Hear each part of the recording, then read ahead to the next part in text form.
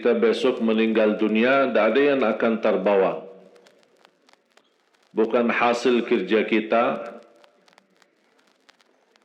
bukan cerita-cerita selama kita bekerja atau belajar di luar negeri, tapi yang akan terbawa di akhirat adalah masjid yang kita bangun, musalla yang kita berjuangkan. Pertemuan majlis ilmu seperti ini, itu yang merupakan pahala bagi kita semua. Menghadiri acara seperti ini tidak mudah. Saya percaya tidak mudah. Ada yang jauh-jauh berjalanan, dan saya bisa merasakan perjalanan yang cukup jauh. Karena saya juga datang berjalanan jauh. Dari Madinah ke Abu Dhabi, mengisi acara sebentar di Abu Dhabi, lanjut lagi ke Jakarta, hanya beda 3 jam, terus lanjut lagi ke Korea, dan nasib dan giliran saya, semua pesawat full, semua kereta full, dan semua bis full, mau tidak mau pakai mobil, taksi, dari Seoul kemari, hampir 7 jam.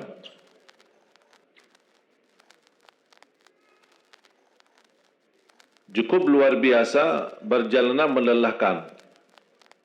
Tapi yang membuat saya semangat ketika sudah tiba di sini dan bertemu dengan teman-teman di sini, KMII yang luar biasa, yang membuat saya semangat. Terlupa rasa capek dalam perjalanan, apalagi sampai diurut tadi malam. Jadi luar biasa. Mudah-mudahan antum bisa istiqomah. Allah lebih senang amalan hamba sedikit tetapi istiqomah daripada banyak tapi terputus. Luar biasa. Saya bukan hanya bangga bisa hadir di depan anda sekalian, tapi alhamdulillah saya merasa bangga karena bisa dan karunia Allah Subhanahu wa taala menjadi warga negara Indonesia. Kalau orang sekarang bertanya saya dari mana, saya selalu jawab dari Indonesia. Malah orang tidak percaya, Indonesia ya? Ya Indonesia, cuman mancung, itu aja. Banyak orang tidak percaya. Saya berapa kali pas pulang ke Madinah, terakhir kami berangkat, alhamdulillah bawa jamaah hampir 700, termasuk dari masyarakat Hong Kong yang ada di Hong Kong, juga di Taiwan, ada juga beberapa daerah di Jakarta, di Indonesia. Begitu sampai di sana, saya ikut antri bersama jamaah kami. Dilihat oleh petugas imigrasi di bandara. Ngapain kamu di sana? Nah, sana, enak. Saudi, sana, Saudi. Pas begitu saya pindah ke sana, di jalur Saudi, pas sampai ke petugasnya, melihat paspor saya, ngapain kamu di sini? Ya, saya disuruh ke sana, mari. Bingung jadinya. Padahal sebenarnya sistemnya satu. Komputer di sini sama di sana satu. Karena komputer tidak membedakan siapa warga negara Indonesia, siapa warga negara Arab. Cumalah begitu aturan-aturan yang memecahkan kita. Jadi alhamdulillah, saya bisa banyak belajar selama berada di Indonesia.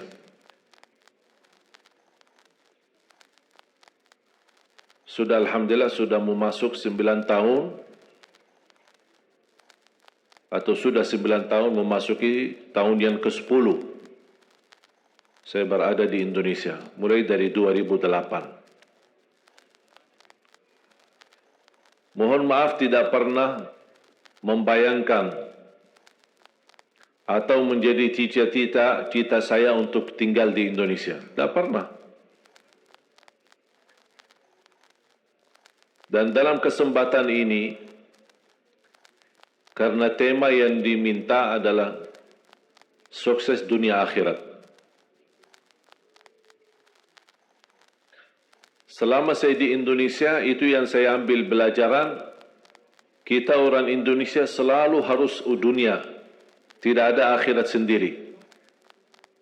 Dunia dan mau kaya di dunia kaya, selamat di dunia selamat.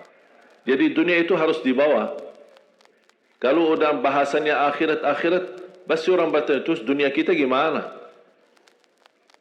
Makanya begitu saya membaca sukses dunia akhirat, wah ini Indonesia ini.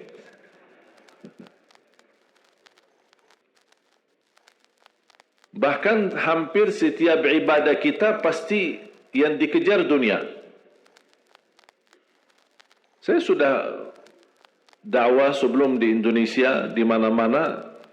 Tapi baru pertama kali pas saya di Indonesia diminta amalan, gimana supaya dapat amalan mudah kerja, dapat amalan mudah urusan, dapat amalan lancar rezeki, dapat amalan.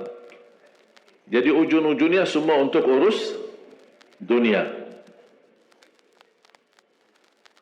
Makanya saya buatkan satu buku. Habis saya sudah fahami dan belajari karakter orang Indonesia. Orang Indonesia dah mau yang ribet-ribet. Mau yang mudah, yang enak dan masuk surga. Betul? Makanya saya buatkan satu buku, 20 amalan mudah tapi pahalanya sangat menakjubkan. Mudah diingat, mudah dihafal, mudah diamalkan, tapi pahalanya sangat luar biasa. Bapak Ibu jamaah sekalian, kalau benar-benar ingin Anda sukses dunia akhirat,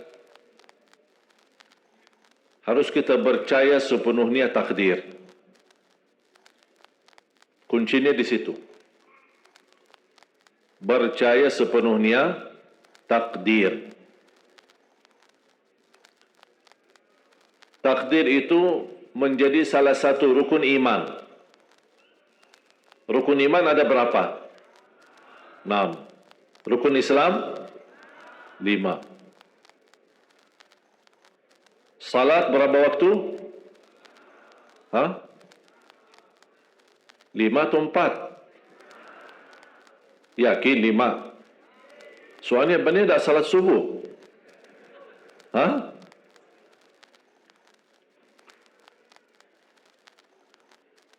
Takdir itu menjadi salah satu rukun iman. Tapi banyak di antara kita yang belum percaya sepenuhnya soal takdir. Dan kita sifat manusia, mohon maaf, suka tidak adil.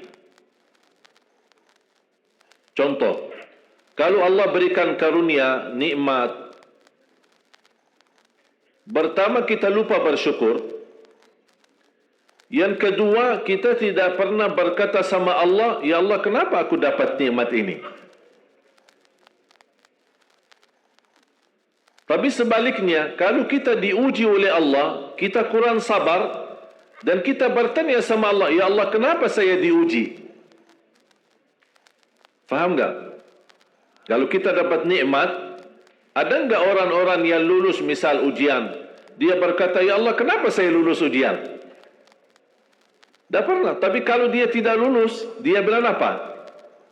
Ya Allah kenapa saya tidak lulus? Ketika ditimpa musibah, dia selalu merasa nyesal atau merasa sakit hati, tersinggung. Berkata sama Allah, kenapa saya diuji? Padahal saya orang baik. Saya jaga salat, saya berusaha mendekat sama Allah. Tapi saya merasa bertambah berat ujiannya. Tapi sebaliknya, ketika diberikan nikmat, dia tidak pernah menyebutkan, ya Allah kenapa saya mendapatkan nikmat ini? Kayaknya si fulan lebih fantas mendapatkan nikmat. Itu tanda manusia tidak adil. Tidak bersikap adil. Makanya subhanallah, semakin anda mantap imannya terhadap takdir, semakin hidupmu jadi nikmat. Saya kasih contoh.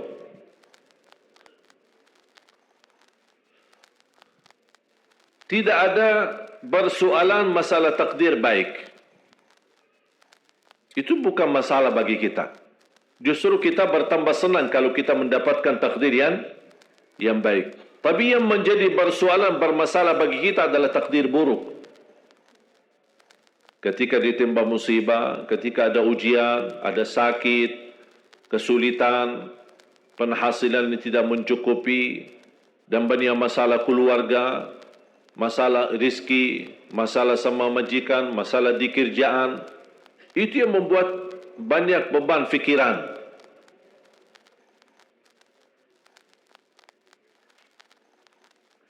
Tapi kita harus tahu, sebenarnya walaupun takdir itu ada baik, ada buruk, kenyataannya buruk, nampaknya buruk, tapi hakikatnya baik. Hakikatnya baik. Tapi kapan kita bisa tahu takdir yang buruk ini bisa menjadi baik bagi kita? Belum tentu sesaat terjadi ujian itu. Bisa jadi belakangan, bahkan bisa menjadi sekian lama baru kita tahu dan sadar ternyata takdir itu baik bagi kita.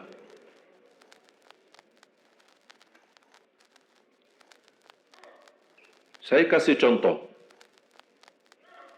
melalui cerita. Saya buatkan satu cerita ingin memberikan pesan kepada orang muslim, orang beriman, betapa besar karunia Allah dan pertolongan Allah melalui takdir. Ada seorang berdoa, dan saya yakin anda semua berdoa.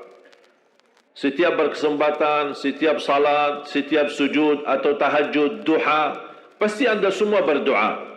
Ada yang diinginkan, ada yang hajat-hajat yang belum terkabul, belum tercapai. Bertemu orang salih, bertemu ulama, bertemu habib, minta didoakan, tolong doakan, semoga lancar urusan saya, semoga dapat jodoh, semoga insya-Allah dapat keturunan, semoga hasil dan rezeki yang saya dapatkan menjadi berkah dan bermanfaat bagi saya dan keluarga. Ada orang berdoa kepada Allah Subhanahu wa taala. Mohon jamaah sekalian dengar cerita ini baik-baik, karena ada pesan hikmah yang kita bisa ambil.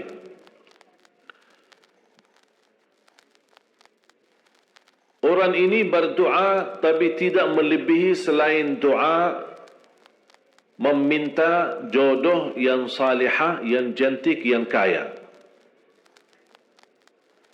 Itu aja doanya, dari yang lain. Setiap salat, ya Allah, jodoh yang salihah, yang cantik, yang kaya. Tahajud, ya Allah, jodoh yang salihah, yang cantik, yang kaya. Doa pas buka puasa, itu aja doa, tidak ada yang lain. Tidak minta ampun, tidak minta rahmat, tidak minta karunia, tidak minta keselamatan. Butuh banget ini jodohnya. Dapat rezeki sedikit, dapat kemudahan berangkat haji. Selama dia berhaji, selama dia tawaf 7 kali, itu aja doanya. Ya Allah, jodoh yang salihah, yang cantik, yang kaya. Safa Marwah sa'i, ya Allah, jodoh yang salihah, yang cantik, yang kaya. Tak ada yang lain. Ketika satu malam dia sudah di tengah air, berjalan malam hari santai-santai di kampung sambil membayangkan jodohnya, menghayal bagaimana cantiknya. Pas di dalam perjalanan dikejar anjing. Dia lari, dan justru anjing semakin lari semakin dikejar. Makanya kalau ketemu anjing jangan lari. Akhirnya anjing berhasil gigit kakinya, berdarah. Datang mobil ambulan, dibawa ke rumah sakit. Di dalam mobil ambulan, dia merasa menghadapi ujian. Dan dia berkata, Ya Allah, selama ini saya berdoa minta jodoh. Yang salihah, yang cantik, yang kaya, masa dikirimkan anjing? Dia belum tahu ada apa. Dan ini yang sering kita lakukan, terlalu cepat respon dan berkata yang tidak baik ketika kita diuji oleh Allah. Sedangkan kita belum tahu apa yang akan terjadi sesudah itu. Ambulan dibawa ke rumah sakit dan subhanallah dirawat di rumah sakit seorang dokter yang cantik, yang salihah, yang kaya jadi jodohnya. Ada hikmah enggak digigit anjing? Buruk enggak kejadian itu? Buruk, digigit anjing pasti buruk. Tapi ternyata di dalam keburukan Allah menyediakan sesuatu kebahagiaan, sesuatu kebaikan, tapi kita belum tahu. Ternyata Allah sudah kabulkan doanya. Allah sudah kabul. Cuman kadang-kadang proses menabulkan doa itu ada di antara doa kita yang memang prosesnya lewat takdir buruk. Allah sudah kabul. Kata Allah, aku sudah kasih. Tapi tunggu. Seperti ini orang. Doanya terus. Ya Allah, jodoh yang salih, yang cantik, yang kaya. Jodoh yang salih, yang cantik, yang kaya. Allah sudah kabulkan doanya, tapi jodohnya ada di rumah sakit. Berarti harus sakit dulu. Gimana cara sakit dulu? Allah punya bermacam cara, berbagai macam cara. Bisa sakit, tiba-tiba sakit, bisa apa saja alasannya. Di antaranya tentara Allah yang ada di bumi, semua yang bernyawa makhluk Allah, patuh dan taat kepada Allah Subhanahu wa taala. Di antaranya anjing. Allah perintahkan gigit si fulan biar ketemu jodohnya di rumah sakit. Jalanin tugas. Memang kita menyesal ketika terjadi kecelakaan, tapi kita tidak tahu apa hikmah di belakang kecelakaan itu. Dan sering saya bilang sama jamaah, mudah-mudahan Allah kabulkan semua hajat-hajatmu. Walaupun digigit, mau nggak digigit anjing dulu?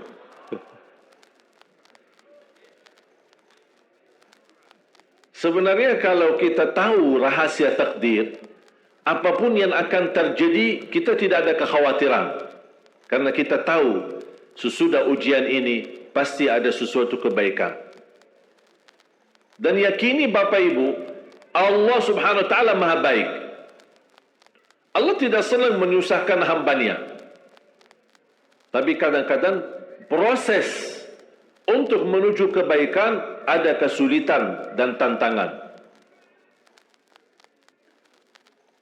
Seperti cerita seorang bapa yang bercita-cita untuk berhaji. Saya bertemu seorang jamaah, usia sudah mungkin 80-an, 80 tahun lebih. Saya pas bertemu diceritakan ini marbot masjid, ahli masjid. Saya berdialog bertahun-tahun, Masya Allah, kerjaannya hanya lap-lap masjid, bersihkan masjid, jaga masjid. Saya berkata sama beliau, Pak, apa yang Bapak inginkan? Tahu nggak jawabannya apa? Saya ingin haji. Tapi saya orang tidak mampu. Doakan mudah-mudahan saya bisa haji. Saya bilang, insya Allah Pak, kalau soal haji, soal umrah, itu tidak tergantung dengan kemampuan. Ada orang yang tidak punya uang sama sekali, tapi dapat dipanggil bisa haji. Karena haji dan umrah itu hadiah dan panggilan Allah Subhanahu wa taala bagi hambanya. Bahkan justru ada orang yang banyak hartanya, tapi tidak tertutup hatinya untuk ke tanah suci. Boleh kita bercita-cita, berkeinginan ke tanah suci, tapi jangan digantungkan persoalan ini masalah kemampuan. Nanti kalau saya ada uang, saya mau haji dan umrah. Belum tentu saat sudah ada uang, belum tentu haji dan umrah. Kalau belum dipanggil oleh Allah Subhanahu Wa Taala. Saya berkata sama beliau, Bapak kalau sudah saatnya dipanggil oleh Allah, pasti Bapak akan berhaji. Tiba-tiba saya menerima telefon dari anak beliau. Habis saya ketemu kira-kira beberapa bulan, saya terima telefon menyampaikan bapaknya kecelakaan. Kok gimana kecelakaan? Apa ceritanya? Dia bilang habis keluar dari masjid, pulang malam hari, nampaknya ada mobil, pas ayahnya lagi seberang jalan, ada mobil tidak memperhatikan, kemudian tabrak. Alhamdulillah tidak terlalu parah, cuman perlu dirawat di rumah sakit sedikit, sebentar. Saya ke sana, pergi. Rumah sakitnya di mana? Dikasih tahu alamatnya. Saya datang kunjung silaturahim. Pas beliau bertemu dengan saya, nangis dan pingin peluk saya. Dan terus saya tanya gimana? Kata beliau, ada cerita yang istimewa terjadi sama saya. Ternyata orang yang menabrak beliau, orang yang kaya.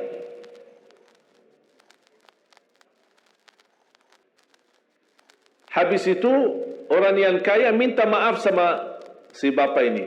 Mohon maaf Pak Haji, mohon maaf Pak Haji. Beliau tambah nangis. Orang kaya bingung ya, kenapa sih setiap mohon maaf, malah nangis dia. Ditanya kenapa Pak nangis, sakit? Tidak, karena Bapak dari tadi bilang Pak Haji, sedangkan saya belum haji. Tertutup hati orang yang kaya, yang dia sediakan biaya haji dan bisa berangkat. Dan kata beliau, betul apa yang disampaikan ketika pertama kali bertemu. Kalau sudah saatnya dipanggil oleh Allah, pasti bisa ke tanah suci. Walaupun ditabrak mobil. Berarti intinya apa? Apa yang saya ingin sampaikan, jangan ada yang merasa menolong atau merasa sakit hati atau merasa tersinggung ketika menghadapi ujian. Merasa belum terkabul keinginannya, Allah sudah kabulkan. InsyaAllah tidak ada di antara kita yang ditolak doanya. Cuman kita mohon maaf kadang-kadang buru-buru. Ingin selalu semuanya cepat. Kadang-kadang kalau terlalu cepat apa yang kita inginkan kita dapat, itu bahaya juga.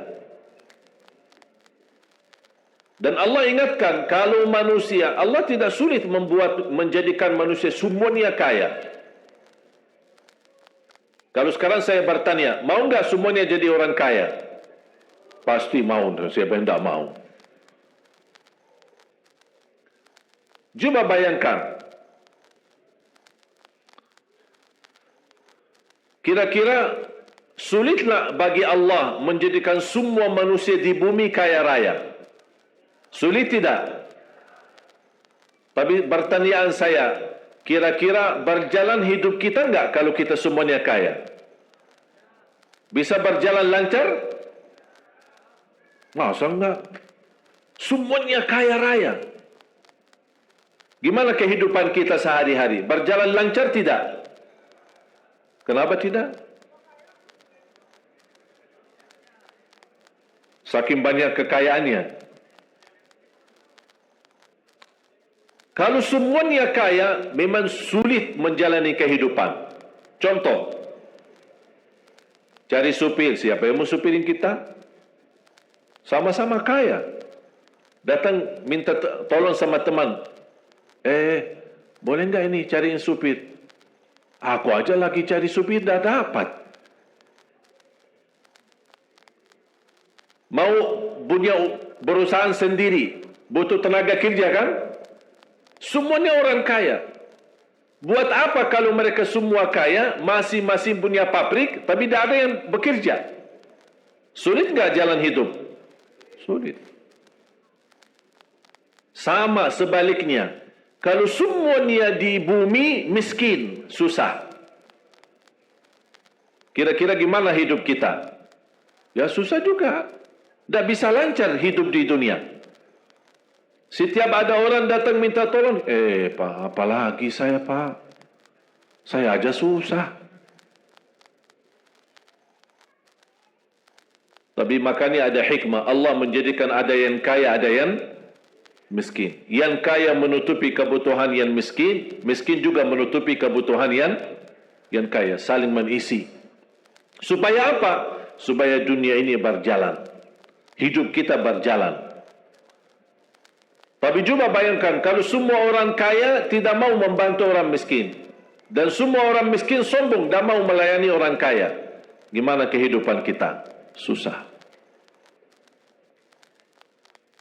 Makanya jemaah sekalian, kunci anda sukses dunia akhirat, percayalah takdir. Dan semua takdir itu baik, tapi kita belum tahu rahasianya. Saya mau cerita sedikit. InsyaAllah saya sedang menuliskan buku Hidupku Bersama Takdir. Saya banyak bisa belajar dari perjalanan hidup saya bersama takdir. Saya ingat waktu saya di sekolah SD di Madinah, di Arab Saudi, kelas 1, kelas 2, sampai kelas 6. Saya ingat persis, hampir setiap hari kita diharuskan membayar 1 rial sedekah untuk Palestina. Infak 1 rial untuk Palestina. Itu setiap hari. Jadi saya kalau pergi ke sekolah, dapat uang saku dari ayah 3 rial. 1 buat makan, 1 rial buat beli makan, 1 rial buat beli minum, 1 rial buat infak dan sedekah untuk Palestina. Selama 6 tahun kita belajar di SD. Membuat saya di masa itu berkeinginan bisa ke tanah suci Palestina, bisa silaturrahim dan ziarah Masjidul Aqsa.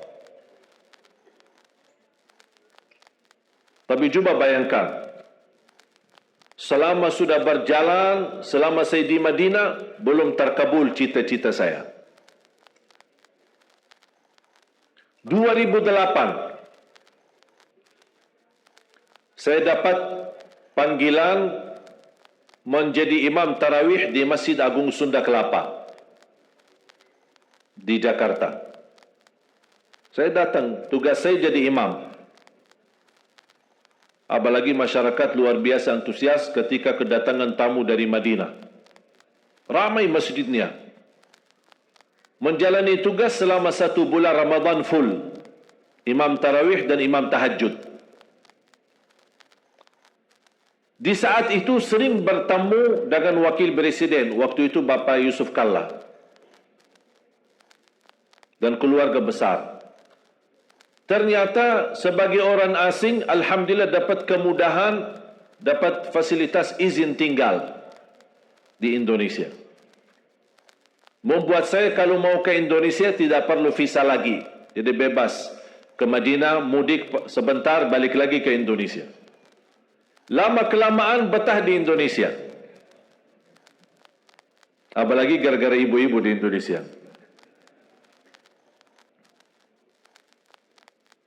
Subhanallah, tidak bisa membayangkan kalau ada orang bertanya sama saya, milih Madinah atau Indonesia, kira-kira saya jawab apa? Madinah lah.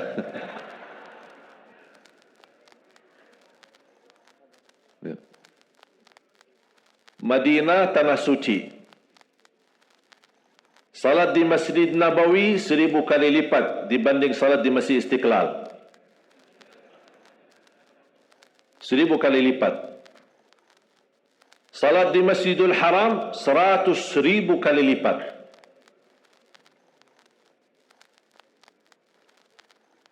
Di Madinah ada makam Nabi Muhammad sallallahu alaihi wasallam.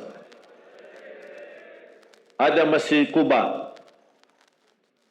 Kalau kita bicara barakah, ya Madinah lebih barakah. Aman, Madinah lebih aman. Suci, Madinah lebih suci. Banyak orang Indonesia berkata, oh aku bingung ya, kita aja mau ke Madinah, kok inti yang datang ke Indonesia. Tapi ternyata saya belum bisa tahu, kecuali baru beberapa bulan lalu, ternyata takdir itu benar-benar baik dari Allah Subhanahu Wa Taala. Tinggal di Indonesia 2008, 2009, 2010, saya masih ingat pertama kali belum bisa bahasa Indonesia. Bisa enggak terbayang? Dah bisa bahasa Indonesia. Mulai 2009 diajarin sama teman hafal 4 kata. Dah usah yang lain-lain, sudah pusing. Bahasa Indonesia mudah. Dan 4 kata ini sering dipakai oleh orang Indonesia. Apa kabar? Bagus. Mau kemana? Aku cinta kepadamu. Itu aja. Tak usah pusing-pusing. Bahasa Indonesia mudah. Dengan tulus hati saya setiap bertemu orang, itu aja yang saya sampaikan. Assalamualaikum. Apa kabar? Bagus. Mau kemana? Aku cinta kepadamu. Orang bingung ini. Subhanallah, sedikit-sedikit belajar. 2010 pertama saya ikut mengisi bersama sahabat saya, teman baik saya, Ustaz Yusuf Mansur, di acara nikmatnya sedekah. Karena beliau memang dikenal Ustaz sedekah. Kalau beliau bicara sedekah, pasti semua isi dompet kita keluar, habis. Hebatnya itu kelebihan Ustaz Yusuf Mansur. Saya diajak sama beliau untuk mengisi pertama kali acara saya di TV TPI almarhum. Sudah ada lagi TPI ya? Sudah almarhum. Inna lillahi wa inna ilaihi raji'un. Jadi dari situlah sudah mulai didorong sama Ustaz harus berani bahasa Indonesia. Karena dulu ketika saya pertama dakwah, yang bantu translate Ustaz Yusuf sendiri. Tapi beliau yang mendorong saya harus bisa bahasa Indonesia. Nanti insyaAllah nak damping antum. Mendampingi saya sambil sedikit, walaupun kata-kata ibu-ibu dulu bahasanya bagus dan lucu. Karena masih banyak yang belum lancar. Sambil gitu sudah mulai sedikit lancar, malah ditinggal sama Ustaz Yusuf Mansur. Tinggal saya isi sendiri. Antum sudah sendiri-sendiri aja. Subhanallah, 2011 saya dapat dipanggil untuk menghadiri acara buka puasa bersama Bapak Presiden. Waktu itu Bapak SBY. Saya diundang untuk menghadiri acara. Saya duduk di satu meja sama dubes Saudi, ada dubes Yaman, ada dubes Palestina, Mesir. Tidak jauh dengan meja Bapak Presiden, Wakil Presiden, Ketua DPR, MPR, semua hadir. Subhanallah, tiba-tiba penceramah yang ditugaskan acara kultum sebelum maghrib. Biasakan di Indonesia ada budaya sebelum buka puasa kan ada kultum lah, dipanggil ustaz atau siapa. Penceramah tidak datang karena macet, maklum Jakarta macet ya. Ternyata Allah punya rencana. Didatangi protokol, Pak maaf, penceramah kita tidak datang. Ditunjuk bahasa yang isi. Saya kaget, apa yang mau saya isi? Depan presiden lagi. Akhirnya saya beranikan diri berbicara, sedangkan protokol sudah menyampaikan, mohon Pak jangan lama ya, maksimal 10 menit. Ya biasa protokol. Ternyata mereka salah hitung waktu. Saya habis 10 menit, saya turun, selesai tugas, duduk lagi di meja.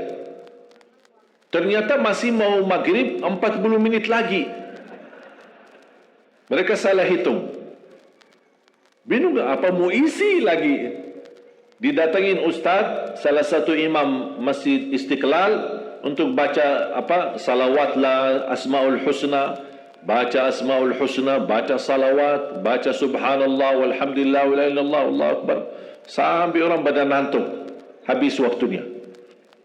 Tapi masih ada waktu, belum maghrib. Saya didatangi lagi sama protokol.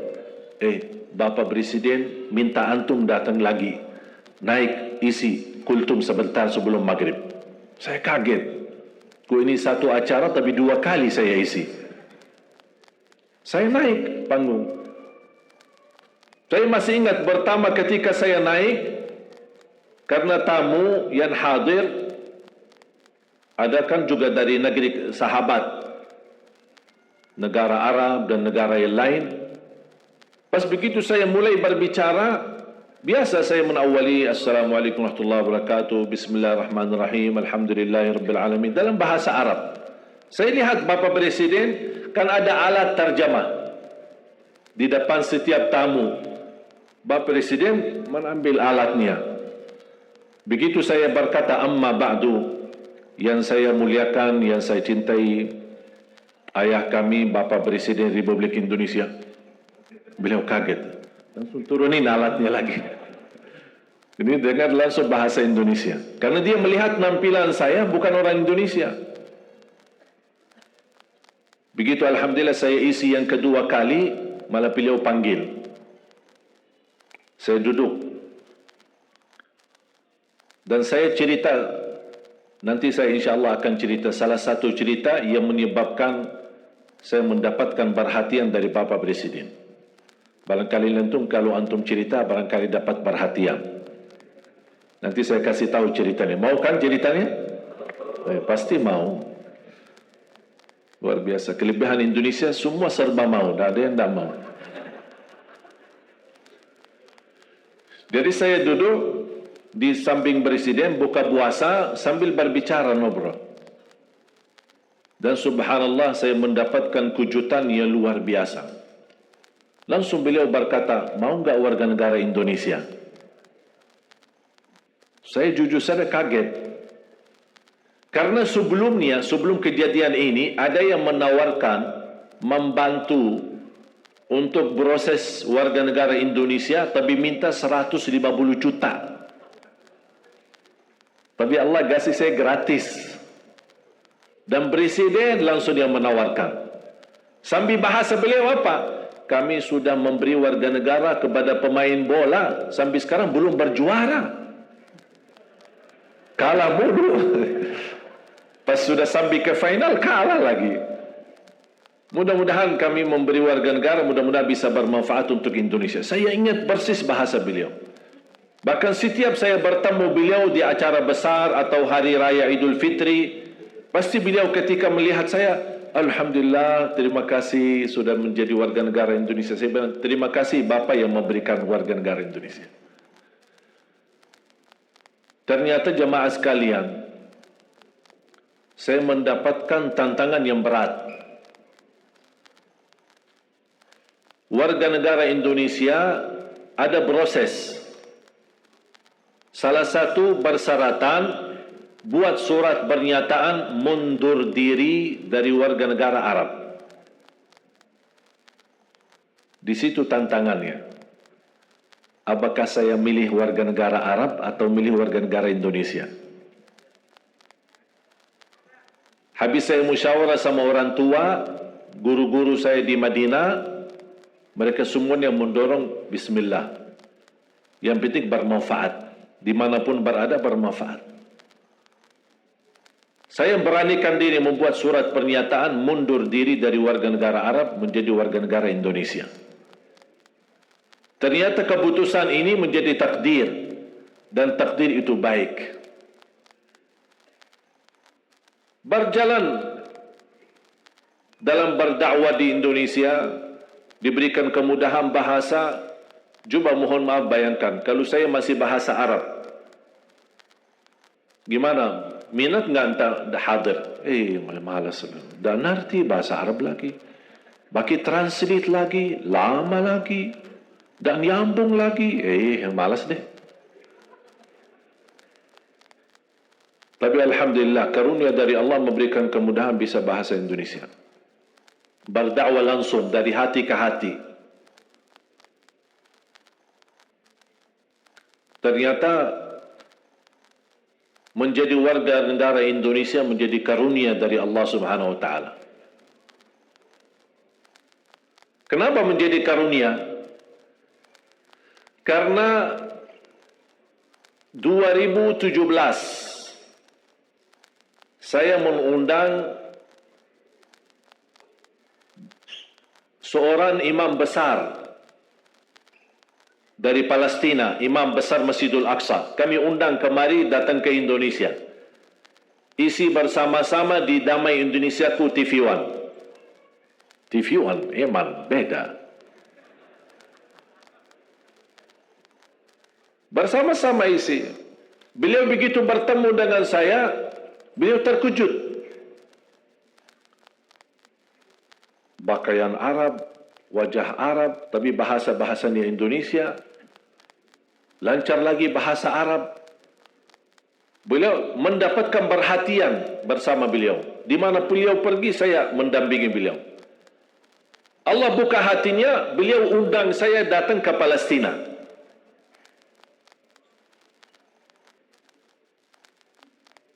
Ternyata istimewa warga negara Indonesia. Karena dengan warga negara Arab saya tidak bisa ke Palestina. Tapi dengan warga negara Indonesia, Alhamdulillah bisa ke Palestina. Saya dipanggil, diundang, dijemput, saya hadir.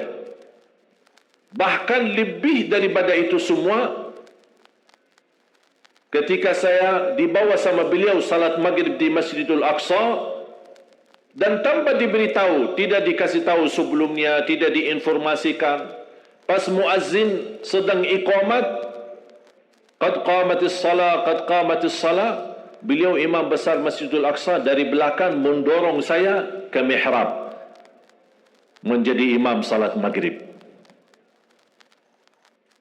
Berarti kalau anda mendengar cerita ada orang Indonesia jadi imam di Masjidul Aqsa, itu Ali Jaber. Karena setahu saya belum ada orang Indonesia yang jadi imam di sana. Dan ini semua karunia. Saya tidak pernah minta. Tapi ternyata saya ingat dulu cita saya di SD. Selama kita sumbangkan satu rial untuk Palestina, kapan saya bisa ke Palestina? Ternyata Allah sudah kabulkan, tapi prosesnya harus ke Indonesia dulu. Datang ke Indonesia, mundur diri dari warga negara Arab, terima warga negara Indonesia, baru Allah kabulkan doamu selama ini. Ternyata Allah kabulkan. Walaupun cukup lama ditunggu. Tapi ternyata semua apa yang Allah berikan itu luar biasa baik. Lebih daripada itu, saya menemukan sejarah keluarga. Ternyata baru saya tahu kakek saya lahir Indonesia. Lahiran mana? Lombok.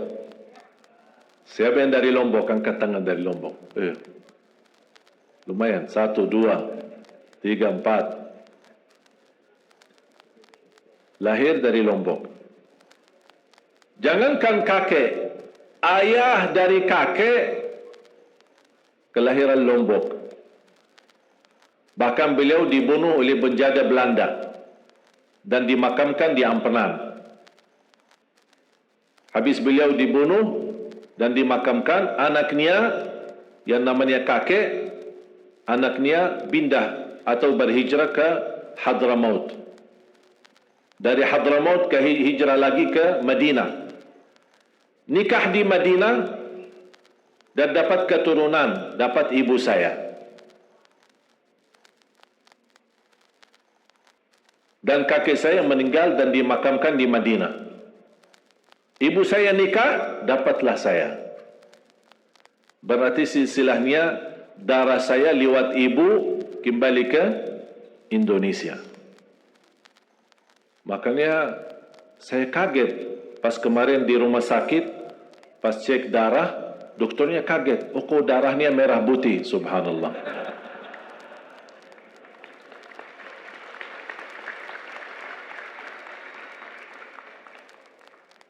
Makanya di mana ada undangan, apapun kesulitan, apapun hambatan, apapun halangan, khusus untuk masyarakat Indonesia di seluruh dunia, saya utamakan undangan itu. Makanya saya hadir. Biarpun padat, dalam kondisi meninggalkan keluarga, meninggalkan istri, sudah hampir mau 2 bulan. Karena padat di Jakarta, berangkat ke Madinah, tidak bawa kemarin anak saya baru lahir juga, baru sudah berapa bulan. Tapi subhanallah luar biasa. Mengapa saya mengutamakan termasuk masyarakat Indonesia yang di luar? Karena saya sudah bisa merasakan perjuangan antum sekalian. Apalagi di Korea. Hadir acara ini, selain tenaga perjalanan jauh, mengeluarkan biaya. Biaya untuk sewa gedung, beli tiket, untuk hadir majlis ilmu. Jangan ada yang merasa keberatan melakukan itu. Justru itu salah satu yang akan menuliskan nama anda sebagai orang yang berjuang untuk agama Allah.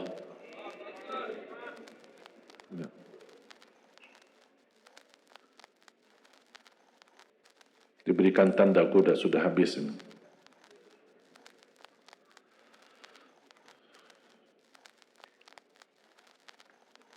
Ingat, insya-Allah pahala antum di Korea ini jauh lebih besar dari pahala berjuang di Indonesia. Karena kita di Indonesia majlis talim ya gratis. Adakan tabligh akbar di mana-mana, jangankan di masjid. Masjid tak muat bikin di jalan.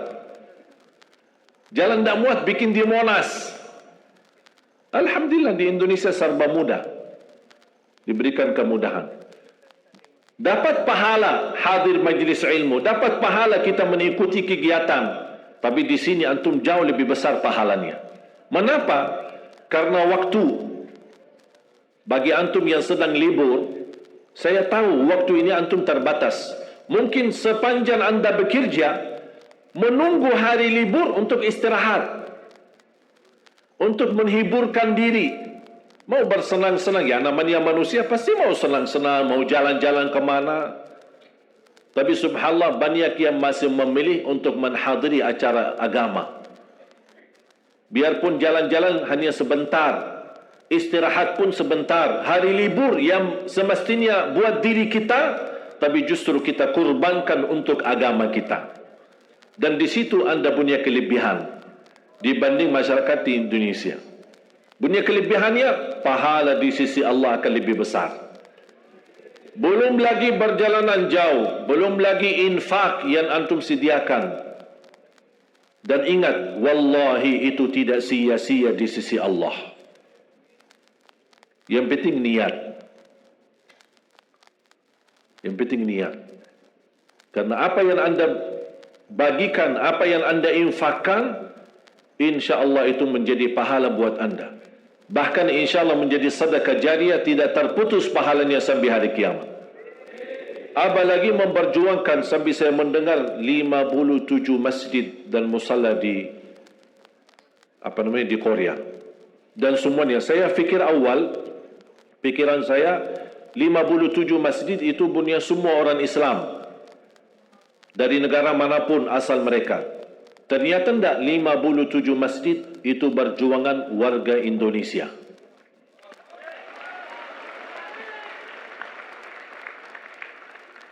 Mungkin antum merasa di saat memberi infak supaya bisa memiliki masjid. Kalau di Indonesia kan gampang, tinggal tanah bunia kita bangun masjid sudah, tidak panjang lebar. Tapi di sini tidak. Proses beli gedungnya atau tahap awal kita sewa bisa bertahun-tahun kontrak. Terus ditargetkan menjadi milik kita. Habis menjadi milik kita belum lagi persoalan-persoalan yang lain, soal pajaknya, soal izinnya, soal prosesnya, macam-macam. Tapi Masya Allah antum sabar supaya bisa menghasilkan.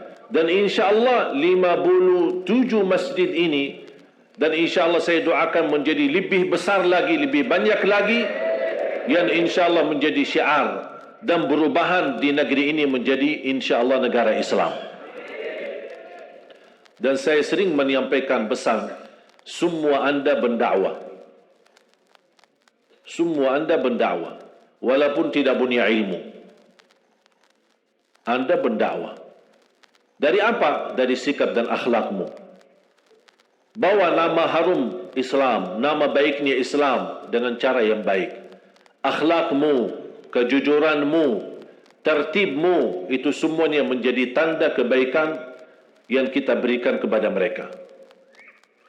Tak usah panjang lebar menjelaskan kepada mereka apa itu Islam. Tapi anda terapkan Islam. Tadi disampaikan dengan sudah mendapatkan kepercayaan lantik Amir baru. Salah satu yang disampaikan adalah mudah-mudahan dengan ada Dewan Syura baru, kemudian Amir baru, mudah-mudahan bisa mengembangkan Islam di Korea. Tapi kalau saya boleh berkata, selain berkata kembangkan Islam di Korea, insyaAllah kembangkan orang Islam di Korea. Karena kita menjadi Islami akan berkembang otomatis agama Islam. Jangan yang kita fokuskan kembangkan Islam, tapi kita sendiri belum Islami. Wujudkan Islam di hatimu, akan Allah wujudkan Islam di muka bumi. Anda semua berdakwah. Walaupun anda belum mendapatkan gelar ustaz atau gelar ulama, anda semuanya berdakwah. Berdakwah dengan akhlakmu dan sikapmu, supaya mereka tahu kita orang Muslim dan saya bangga sebagai Muslim. Dan kita semua harus memperjuangkan nama baik Islam. Tidak usah dakwah, tapi kita melakukan Islam sehari-hari. Waktu salat, tunaikan salatnya. Ada banyak orang bertanya, dan ini sering menjadi pertanyaan di Korea, di Hong Kong, di Taiwan, di Thailand, di mana-mana masyarakat yang bekerja. Gimana posisi kalau seandainya saya mendapatkan majikan yang tidak mengizinkan saya salat? Apakah boleh enggak salat jamaah kasar? Kalau saya jawab dengan jelas dan tegas, pulang daripada bertahan sama majikan yang tidak mengizinkan salat. Apalagi di Korea, saya tahu negeri ini negeri teratur. Aturannya sangat jelas dan menghormati perjanjian. Kembali kepada diri kita sendiri.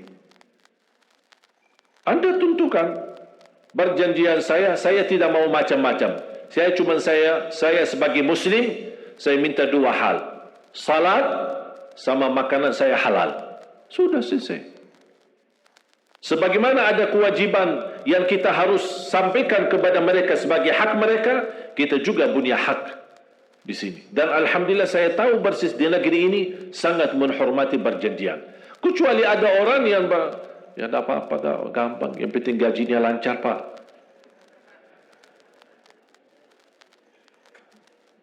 Harus mereka tahu kita orang batu agama. Kalau ada orang pas apalagi bulan Ramadan, kita bekerja tapi sambil menjaga puasa. Ditanya, apa ini agama melarang kamu makan? Islam bukan melarang saya makan, tapi saya patuhi agama saya. Saya orang taat agama saya. Supaya mereka tahu, agama kita itu mahal. Agama itu, kita punya agama berharga. Saya berani kurbankan nyawa saya, darah saya demi agama saya. Dan kita membawa cara yang baik seperti ini, insya Allah menjadi dakwah buat kita. Dan mulai dari niat, saya mohon mulai hari ini, anda semua niat. Nawaitu apa?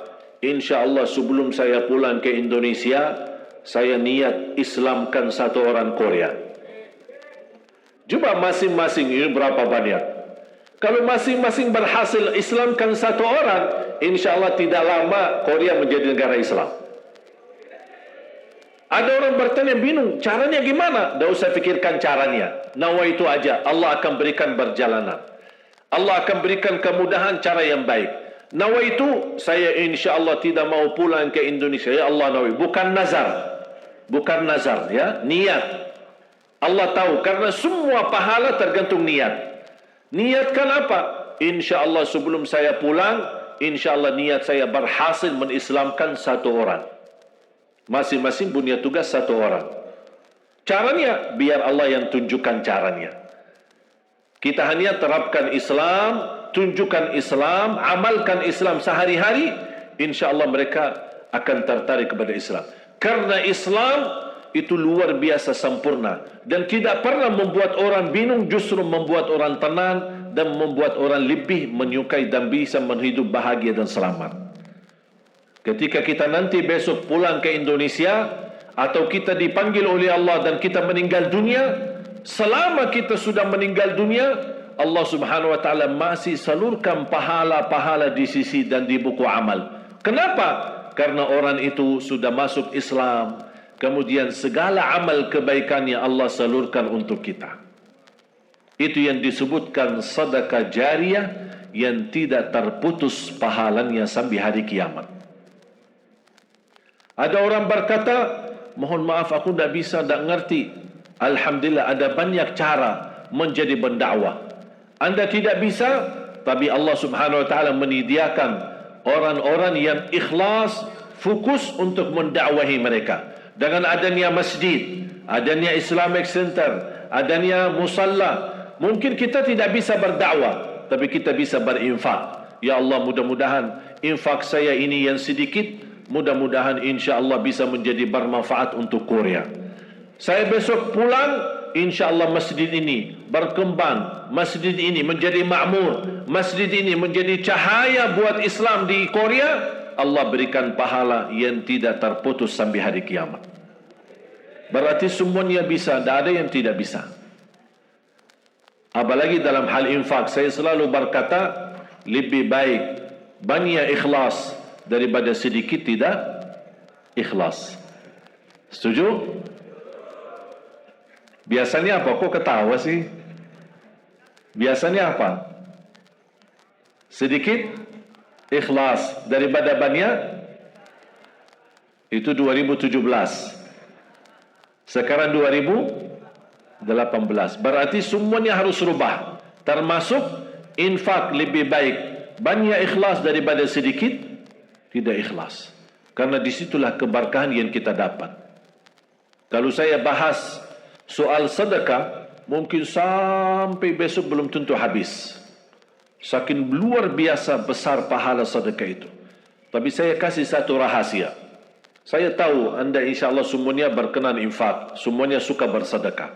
Apalagi misal hari Jumat kita di masjid. Saya tahu masyarakat Indonesia luar biasa antusias sedekah. Tapi saya minta, saya kasih satu rahasia. Insya Allah menjadi amalan buat kita semua. Ketika anda bersedekah, jangan lupa disertai dengan doa. Contoh, anda isi sedekah, pasti anda masing-masing punya hajat. Punya hajat. Begitu anda memberi infaknya, memberi sedekahnya, anda berdoa seperti ini. Ya Allah, dengan berkah sedekah ini, kabulkan hajat saya. Dengan berkah sedekah ini, mudahkan untuk bisa melunasi hutang saya. Pasti banyak pusing hutang, kan? Atau ibunya lagi sakit. Ya Allah, dengan berkah sedekah ini, sembuhkan ibu saya. Boleh juga nawaitu untuk orang tua yang sudah meninggal. Ya Allah, berkah sedekah ini sampaikan pahalanya. Aku titipkan pahalanya untuk orang tua. Soal jodoh, boleh. Ya Allah, dengan berkah sedekah ini, temukan dengan jodoh yang baik. Tapi dah usah sebutkan, ya Allah jodoh aku sama si fulan. Soalnya aku sudah cinta mati sama dia. Dah usah bahasa begitu sama Allah. Bahasanya, minta yang terbaik jodohnya. Kalau dia yang baik buatmu, pasti akan ketemu. Tapi kalau dia tidak baik, akan Allah ganti yang lebih baik. Jadi doa kita, jangan ada yang minta seolah-olah menuntut atau memaksa Allah untuk meminta sesuatu. Ya Allah, kalau aku tidak nikah sama dia, aku bisa bunuh diri, ya Allah. Aku tak mau yang lain. Aduh, ini namanya cinta gila ya. Tapi minta sama Allah apa? Kalau memang wajarlah kalau seorang laki cinta wanita, wanita mencintai laki, itu wajar. Tapi kita minta, ya Allah, kalau memang ini jodoh saya baik bagi saya, ya Allah mudahkan. Tapi jangan minta, karena belum tentu. Kalau Allah kabulkan dan Allah kasih, belum tentu itu baik. Dan banyak nanti insyaAllah cerita di dalam hidupku bersama takdir, di antaranya masalah permohonan doa. Bagaimana cara memohon doa kepada Allah Subhanahu wa Ta'ala. Jadi kita boleh minta, tapi jangan minta sesuatu yang seperti ini. Misal, ya Allah, aku mau ini aja. Ya Allah, aku mau ini aja. Ya, seolah-olah tak ada mau yang lain. Tapi minta, ya Allah, berilah yang terbaik. Berilah yang terbaik jodoh, beri yang terbaik keturunan, berilah yang terbaik kerja, berilah yang terbaik agama. Apapun minta yang terbaik sama Allah. Biar Allah saja yang memilih. Kalau anda percaya pilihan Allah itu baik. Khususnya, kalau boleh, mulai hari ini, masing-masing punya kotak amal. Atau tabungan. Buat apa? Namanya sedekah subuh. Namanya sedekah subuh. Apa itu bentuk kotak atau bentuk botolkah atau bentuk tabungankah, terserah. Buat apa ini sedekah subuh? Sedekah yang terbaik waktu subuh. Mengapa waktu subuh itu waktu yang terbaik? Karena setiap habis subuh Allah turunkan malaikat, tugasnya cuma satu, mendoakan orang yang berinfak di subuh hari. Kalau kita ingin dapat doa malaikat, jangan melewatkan sedekah subuh. Sebelum beraktivitas, sebelum anda mulai bekerja, amalan pertama yang anda lakukan adalah sedekah subuh. Isi kotak amalnya. Dan disitulah anda berdoa, ya Allah, dengan berkat sedekah ini, kabulkan cita-cita saya. Mudahkan urusan saya. Lagi menghadapi satu masalah, ya Allah, dengan berkat sedekah ini, bukakan hati majikan saya. Apa saja doanya, silahkan. Ini insyaAllah dahsyat dan segera dikabul oleh Allah Subhanahu wa Ta'ala. Dan silahkan coba. Tapi ada satu syarat. Ketika kotak amal sedekah subuh terisi, jangan dibuka lagi. Boleh enggak? Kenapa? Takut nanti setan goda. Lumayan ini. Hasil 2 bulan saya isi kotak ini. Nanti setan datang, ya udahlah Pak, nanti bulan depan aja. Ini pakai-pakai kan masih banyak cicilan, belum lunas. Jangan dibuka, udah. Dan kotaknya kita sedekahkan ke masjid. InsyaAllah berkahnya luar biasa. Siap? Sedekah subuh istimewa. Dan setiap berkesempatan sedekah, jangan lupa berdoa. Dan ingat, surah Fatir, ayat 29, ayat 30. Tolong hafal. Kalau bisa nanti buka ayatnya di surah Fatir, surah 35, ayat 29, ayat 30. A'udzu billahi minasy syaithanir rajim. Bismillahirrahmanirrahim. Innal ladzina yatluna kitaballahi wa aqamus salata wa anfaqu أنفقوا مما رزقناهم سرا وعلانية يرجون تجارة لن تبور ليوفيهم أجورهم ويزيدهم من فضله إنه غفور شكور. Sadaqallahul Azim. Ini dua ayat ini memberikan berita gembira bagi orang yang menjaga salatnya, menjaga Qur'annya, dan menjaga sedekah. Sedekah terang-terangan maupun sedekah sembunyi. InsyaAllah, semua kebaikan-kebaikan, amal-amal salih kita diterima di sisi Allah Subhanahu wa Ta'ala. Jangan ada yang merasa kekurangan ketika berinfak. Tapi yakini, infak dan sedekah itu justru rizki kita. Dia akan membawa kita bahagia selama dunia akhirat. Dengan sedekah terjamin husnul khatimah. Dengan sedekah selamat dari kematian buruk. Dengan sedekah selamat dari su'ul khatimah. Dengan sedekah selamat dari kematian mendadak. Dengan sedekah disembuhkan penyakitnya. Dengan sedekah diampuni dosanya. Dengan sedekah Allah Subhanahu wa Ta'ala angkat darajat kita. Dengan sedekah Allah Subhanahu wa Ta'ala memadamkan kemurkaannya sebagaimana air mampu memadamkan api. Sedekah mampu memadamkan kemurkaan Allah Subhanahu wa Ta'ala sebagaimana api mampu memadamkan api. Air mampu memadamkan api. Dengan sedekah dinaikkan darajat kita. Dengan sedekah terkabul doa kita. Dengan sedekah menjaminkan kelebihan keberkahan. Semakin banyak infak dan sedekah kita, semakin banyak rezeki yang akan datang yang kita tidak duga. Wa yarzuqhu min haitsu la yahtasib. Akan datangkan rezeki yang tidak pernah kita bayangkan. Makanya jemaah sekalian, jadi orang yang mencintai sedekah, apalagi di bulan suci Ramadan. Rasulullah sallallahu alaihi wasallam kana ajwadan nas wa kana ajwada ma yakunu fi Ramadan. Rasulullah SAW adalah orang yang dikenal paling dermawan, tapi terlihat kedermawanannya di bulan suci Ramadan. Jauh lebih istimewa, jauh lebih besar kedermawanannya Rasulullah SAW. Makanya kita jadikan Ramadan ini kesempatan dan momen yang untuk bisa mengajarkan kita bersedekah dan menjadi orang yang dermawan.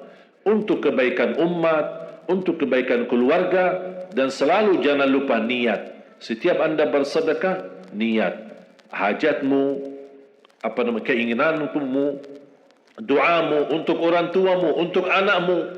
InsyaAllah, saya lahir dari orang tua awam. Bapak ibu, orang tua saya bukan ulama. Orang tua saya awam. Ayah saya seorang pedagang. Ibu saya sampai usia 40 tahun belum bisa baca Quran. Buta huruf. Bayangkan juga orang Arab tapi buta huruf. Allah berikan karunia keturunan, alhamdulillah 12. 10 laki, 3 perempuan. 12 timnas. Dari 12 ini, alhamdulillah 10 adik-adik saya penghafal Al-Quran. 30 juz, bukan juz 30. Saya kadang-kadang berfikir, ini salah satu karunia. Tapi gimana ya kami bisa penghafal? Kami bisa banyak anak yang alhamdulillah masing-masing sudah jadi imam. Dan alhamdulillah saya tarik dari Madinah. 4 adik saya sudah di Jakarta. Tinggal yang tersisa, insyaAllah semua kita tarik lagi ke Indonesia. Bahkan alhamdulillah saya jodohkan salah satu adik saya bernama Ahmad sama orang Cianjur. Yang insyaAllah tanggal 10 Mei, adik saya juga Anas, seorang penghafal Al-Quran. Anda bisa buka di YouTube, Anas Jabir, luar biasa merdu suaranya. Luar biasa suara bacaan Qurannya. Alhamdulillah kami jodohkan bersama orang Lombok. Tanggal 10 Mei, insyaAllah nikah. Masih ada lagi adik-adik saya. Kalau saya sudah. Kalau mau nambah lagi boleh nggak? Jadi subhanallah luar biasa. Mengapa saya sengaja menarik adik-adik saya? Karena saya ingin jangankan adik saya penghafal Al-Quran, tapi insyaAllah semua masyarakat Islam di Indonesia penghafal Al-Quran.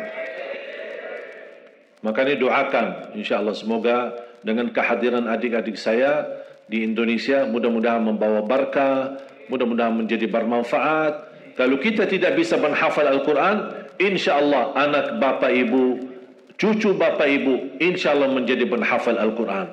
Kalau kita dipanggil oleh Allah dan meninggal dunia, insyaAllah suara bacaan anak kita terus yang akan menjadi nikmat selama kita di dunia kubur, selama kita meninggal, dan insyaAllah dibangkit oleh Allah hari kiamat, insyaAllah bersama keluarga Al-Quran, bersama anak-anak kita menghafal Al-Quran, masuk surga Allah subhanahu wa ta'ala. Amin ya rabbal alamin. Dalam kesempatan ini, semua yang punya keinginan dan cita-cita, silahkan ucapkan niatmu di hati dan sampaikan. Ketika panitia dan teman-teman berjalan untuk menumbuhkan sedekah dan infak, mohon jangan lupa niat disertai dengan doa. Ketika panitia bergerak untuk memberi infaknya, menerima infak anda, nawaitu bismillah, ya Allah, dengan berkat sedekah ini, kalau ada yang merasa ada dirinya sakit, ya Allah sembuhkan penyakit saya. Orang tuanya sakit, ya Allah sembuhkan orang tua saya. Ya. Tapi mohon fokus kepada satu hajat. Ya, jangan infaknya cuma segitu, kemudian permintaannya panjang lebar. Pas kota amal lewat, ya Allah, ya Allah, sambil panitia bingung, ya Pak, lama kelamaan ini mau melepaskan sedekahnya, masih berdoa Pak, tunggu ya Pak. Seperti ada orang baru sedekahnya koin-koin aja, setiap hari isi kotak teng teng, tapi permintaannya sambil terbit matahari. Jadi kita, Allah maha mampu, Allah maha kaya, tapi kita merasa tidak sopan sama Allah. Permintaannya panjang lebar, yang disedekahin ujung-ujungnya teng teng, koinnya aja yang keluar suara. Malaikat bingung, kok suara koin itu aja? Ya, makanya berilah yang terbaik sedekahmu. Saya selalu berkata, nikmati berkesempatan saat bersedekah, karena belum tentu bisa bersedekah lagi. Dan selalu berdoa, setiap bersedekah doa. Disitulah salah satu kunci terkabul doa kita, doa yang disertai dengan sedekah. Mudah-mudahan insyaAllah Allah kabulkan, Allah mudahkan, Allah jadikan dengan sedekah kita, infak kita, insyaAllah menjadi amal salih yang tidak terputus pahalanya sampai hari kiamat. Dan insyaAllah membawa keberkahan dalam kehidupan kita. Mengganti sedekah, dengan sedekah kita Allah mengganti rizki yang lebih berkah, rizki yang lebih banyak, diberikan sehat walafiat, panjang umur, dan mudah-mudahan dengan sedekah kita di siang hari ini menjelang sore, mudah-mudahan menjadi amal salih yang diterima di sisi Allah subhanahu wa ta'ala. Amin ya rabbal alamin. Al-Fatihah.